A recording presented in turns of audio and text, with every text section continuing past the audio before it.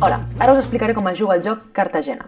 Cartagena és un joc creat per Leo Colovini, pensat per jugar de 2 a 5 jugadors a partir dels 8 anys i una partida dura entre 30 i 45 minuts.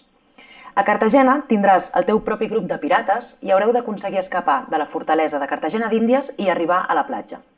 Aquest joc conté 5 variants per fer el joc una mica més complicat, però en aquest vídeo us explicaré la versió bàsica del joc.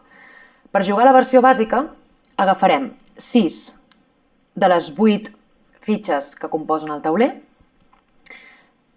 les col·locarem de manera una mica a l'atzar però que coincideixi amb el camí del calabós i jugarem amb aquesta banda del tauler.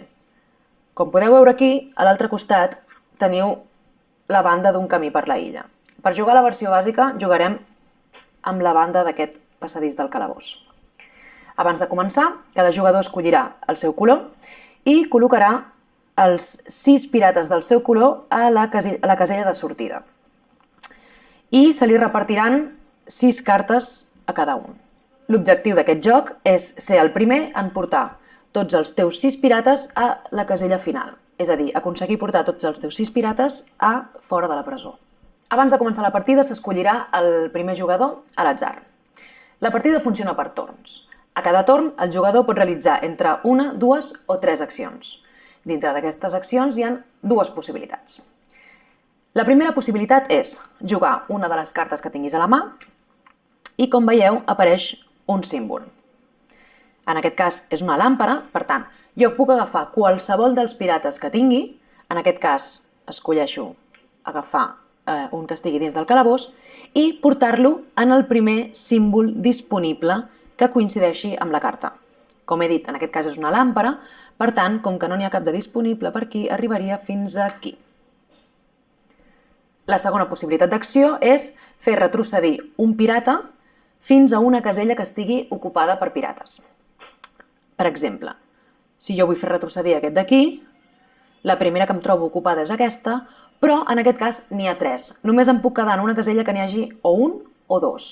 Amb 3 no seria possible. Per tant, com aquí no és possible, arribaria fins aquí. Un cop faci això, robo tantes cartes com pirates hi haguessin abans que arribés. És a dir, en aquest cas, robaria una carta. Com us he explicat, un jugador pot escollir entre fer 1, 2 o 3 accions i combinar les diferents possibilitats, amb l'ordre que vulgui i com vulgui.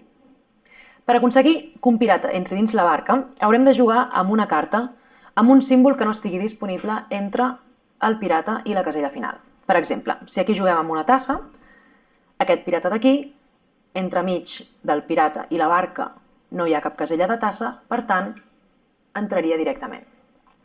En aquest cas, si juguéssim amb una fitxa de cofre, aquest d'aquí podria entrar també directament al final perquè no hi ha cap casella de cofre. Guanyarà la partida el jugador que aconsegueixi ser el primer en portar els seus 6 pirates a la casella final.